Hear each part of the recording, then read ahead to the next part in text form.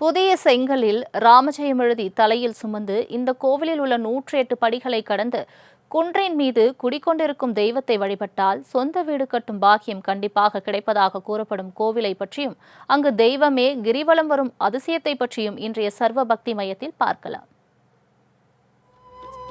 காடுகளும் மலைகளும் நிறைந்த அந்த வனப்பகுதியில் நில ஒளி வீசும் பௌர்ணமி நாளில் பஞ்சபூதங்களையும் வென்ற அனுமன் கிரிவலம் வருவதாகவும் அன்று மலையை வலம் வரும் பக்தர்கள் வாழ்வில் எல்லா நலன்களையும் பெறுவதாகவும் கூறப்படுகிறது.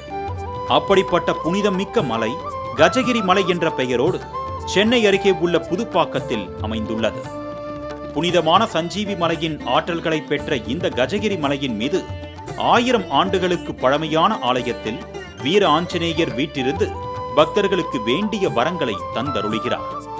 சென்னை கேளம்பாக்கத்தில் இருந்து வண்டலூர் செல்லும் சாலையில் அழகிய சோலையின் நடுவே கோவில் கொண்டிருக்கும் இந்த ஆஞ்சநேயரை வழிபட்ட பலர் பிரபலங்களாக புகழின் உச்சிக்கு சென்றிருப்பதாக கூறப்படுகிறது.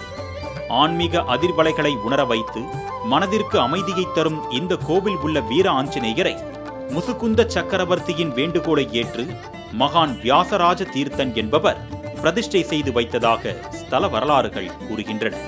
சுந்தரன் என்ற இயற்பெயரை கொண்ட அனுமனை பற்றியும் அவரது பராக்கிரமங்களை பற்றியும் இந்த கோவிலின் ஸ்தல புராணங்கள் புகழாரம் சூட்டியுள்ளன. ராமாயண யுத்தத்தின் போது ராவணனின் மைந்தன் இந்திரஜித் பலம் பொருந்திய வில்லினை எய்ததால் லட்சுமணன் மற்றும் வானரப்படை வீரர்கள் பலர் மூர்ச்சையாகி போனார்கள். அவர்களை மீட்பதற்காக ராமபிரானின் கட்டளைக்கு இணங்க சஞ்சீவி மலையையே பெயர்த்து எடுத்து வந்தார் வீர அனுமன். கையில் சஞ்சீவி மலையை ஏந்தி வந்த அனுமன் தமது கடமையான மாலை நேர பூஜைக்காக கஜகிரி மலைப்பகுதியில் இறங்கி இறைவனை வழிபட்டார். அப்பொழுது அனுமனின் பாதம் படிந்த இடத்தில் வீர ஆஞ்சநேயரின் சிலையை பிரதிஷ்டை செய்யப்பட்டு திருமங்கை ஆழ்வாரால் கோவில் எழுப்பப்பட்டதாக ஸ்தல புராணம் கூறுகிறது. இந்த வீர ஆஞ்சநேயர் பஞ்சபூதங்களில் ஒன்றான சமுத்திரத்தை தாண்டியவர். நிலத்தில் உக்கிரமாய் போர் புரிந்து ராவணனின் படைகளை வென்றவர். நெருப்பால் இலங்கையை எரித்தவர்.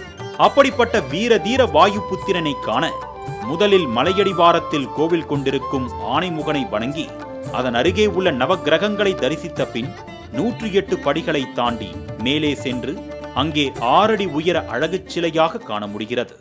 சாலக்கிராமத்தால் ஆனவர் இந்த வீர ஆஞ்சநேயரின் எதிரில் சீதா தேவி லட்சுமணன் சமேதராக ராமபிரான் ஒளிவிட்டு அருள்மழை வழங்கி வரும் நிலையில் அங்கும் ராமரின் பாதத்திற்கு கீழும் அமர்ந்த நிலையில் அனுமன் காட்சி தருகிறார். சகல தோஷங்களையும் கஷ்டங்களையும் துடைத்தெறியும் இந்த வீர ஆஞ்சநேயர் தனது வலது திருப்பாதத்தை தரையில் ஊன்றி இடது திருப்பாதம் உயர்த்தி பறப்பதற்கு தயாராக இருப்பது போல் காணப்படுவதோடு அவரது நாபிக் கமலத்தில் தாமரையும் வாலில் மணியுடனும் பக்தர்களுக்கு அபயம் தந்து அருளுகிறார். கோவில் பிரகாரத்தில் கருவறையை சுற்றிலும் ராமாயண காட்சிகள் அழகிய சித்திரங்களாக செதுக்கப்பட்டு அதில் சேது பாலம் அமைப்பது போன்றும் ஆஞ்சநேயர் சூரியனை பழம் என்று கருதி பிடிக்க செல்வது போன்றும் சிவபெருமானின் உடம்பு முழுவதும் ஆக்கிரமித்தருளும் ஆஞ்சநேயர் சிற்பங்களும் உயிரோட்டமாக செதுக்கப்பட்டுள்ளன. வியாச தீர்த்தர் அனுமனுக்கு 108 கோவில்களை கட்டி வழிபட்டதாகவும் அதில் இங்கு அனுமனுக்கு கோவில் கட்டியதாகவும் சொல்லப்படுகிறது. அவர் கட்டிய 108 அனுமன் கோவில்களை நினைவுபடுத்தும் விதமாக இங்கு 108 படிகள் அமைக்கப்பட்டுள்ளன. 108 திவ்ய தேசங்களில் ஒன்றான இந்த வீர ஆஞ்சநேயர் திருத்தலத்தில் பக்தர்களுக்கு வலம்புரி சங்கில் தீர்த்தம் அளித்து அதனை அருந்தும் போது உடல் நோய்கள் தீரும் என்பது நம்பிக்கையாக இருந்து வருகிறது. பௌர்ணமி தோறும் இரவு நேரத்தில் ஆஞ்சநேயர் இந்த கஜகிரி மலையை கிரிவலம் செய்வதாக ஐதீகம் உள்ள நிலையில் அந்த நேரத்தில் பக்தர்களும் கிரிவலம் வந்தால் எண்ணிய எண்ணங்கள் நிறைவேறுவதாகவும் பக்தர்கள் தெரிவிக்கின்றனர். அமாவாசை நாளில் புது செங்கல்லில் ராமநாமம் எழுதி அதனை தலையில் வைத்து படியேறி வந்து ஆஞ்சநேயரை வழிபட்டால் வெகு விரைவில் வீடு வாங்கும் யோகம் கூடி வருவதாக பலன் பெற்ற பக்தர்கள் தெரிவிக்கின்றனர். ஆண்டுதோறும் ஆஞ்சநேயர் ஜெயந்தி, ராமநவமி ஆகிய விழாக்கள் சிறப்பாக கொண்டாடப்படும் இந்த தலத்தில் மூல நட்சத்திர நாளில் வெற்றிலை மாலை வடமாலை சாற்றி வழிபட்டால் காரிய தடைகள் திருமண தடைகள் விலகும் என்பதும் ஐதீகம்.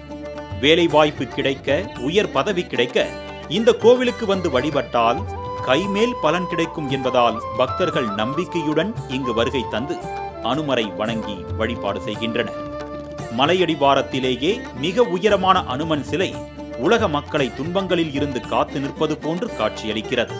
வாயுபுத்திரன், ஆஞ்சநேயர், அனுமன், மாருதி, ராமபக்தன் என்றெல்லாம் அழைக்கப்படும் இந்த வீர ஆஞ்சநேயரை நாம் வழிகாட்டியாக கொண்டால் வாழ்வு சிறக்கும், நமக்குள் ஒரு புதிய உத்வேகம் பிறக்கும், ஆயிரம் ஆனந்த கதவுகள் திறக்கும் என்பதில் ஐயமில்லை. மாலை முரசு தொலைக்காட்சியின் சர்வம் பக்திமயம் நிகழ்ச்சிக்காக நந்தகுமார்.